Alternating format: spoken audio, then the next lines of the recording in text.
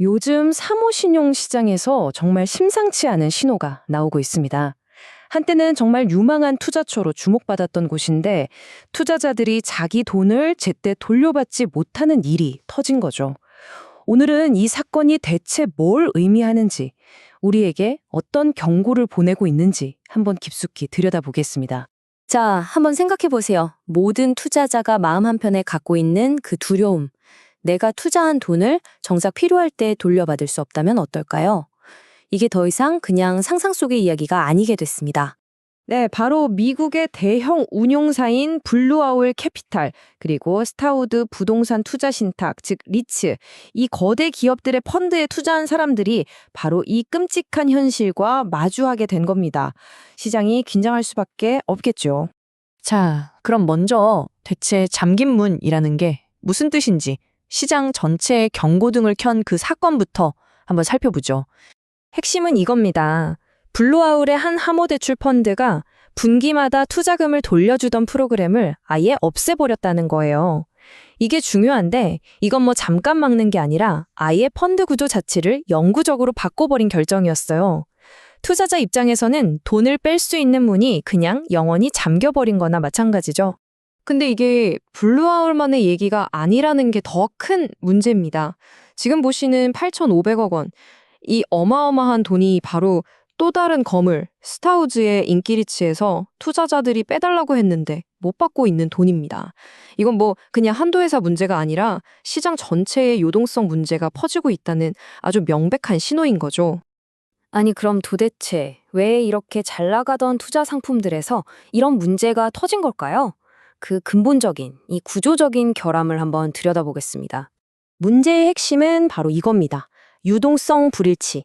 아주 쉽게 말해서 펀드는 5년, 7년 이렇게 길게 묶이는 대출이나 부동산 같은 자산을 들고 있으면서 투자자들한테는 원하면 3개월마다 돈 빼줄게요 라고 약속한 거예요. 평소에는 괜찮아요.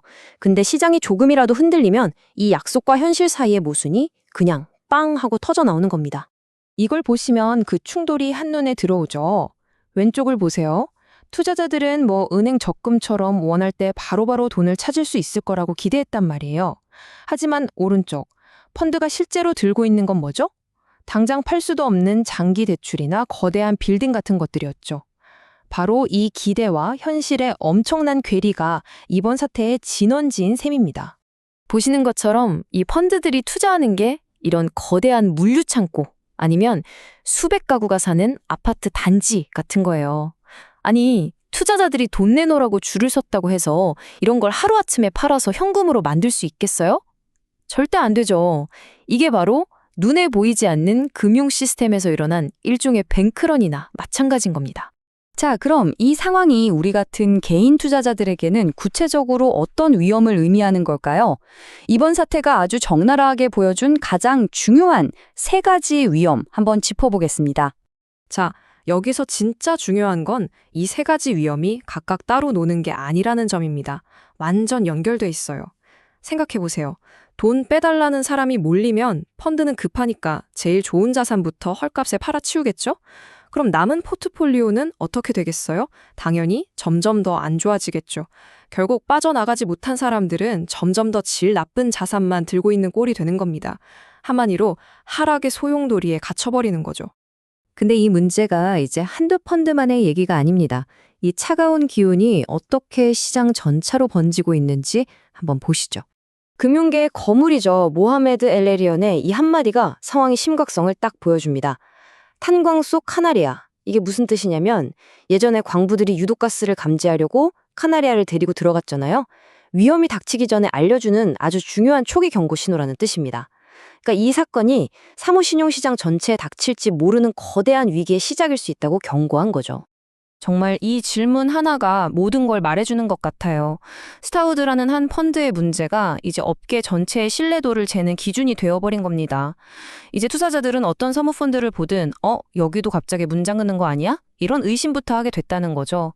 그만큼 투자자들의 신뢰가 뿌리부터 흔들리고 있다는 뜻입니다. 시장의 불안감이 이 정도로 커지니까 당연히 감독 당국도 가만히 있을 수가 없죠. 미국의 SEC 같은 곳에서 사모펀드들한테 너희들 지금 무슨 자산 갖고 있고 유동성 위험은 얼마나 되는지 더 투명하게 보고해 하면서 규제를 바짝 조이고 있습니다. 이건 앞으로 이런 펀드들이 예전처럼 그렇게 마음대로 운영하기는 힘들어질 거라는 아주 분명한 신호입니다. 자, 그럼 이렇게 복잡하고 좀 무서운 이야기 속에서 우리는 뭘 기억해야 할까요? 이 새로운 현실을 헤쳐나가기 위한 핵심 메시지 2가지로 딱 정리해드리겠습니다. 바로 이 2가지입니다. 첫째, 유동성의 의미를 다시 생각해야 합니다.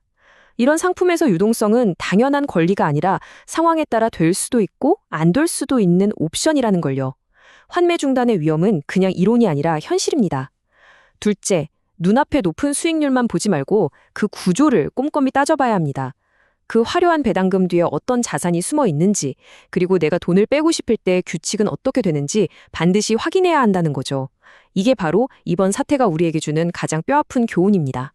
우리가 알던 낡은 투자의 법칙들이 이제는 통하지 않는 시대가 오고 있습니다. 오늘 우리가 함께 살펴본 이 시장의 경고는 바로 여러분 자신에게 질문을 던지게 만들 겁니다. 내 포트폴리오는 과연 다가올 변화에 제대로 준비가 되어 있는가?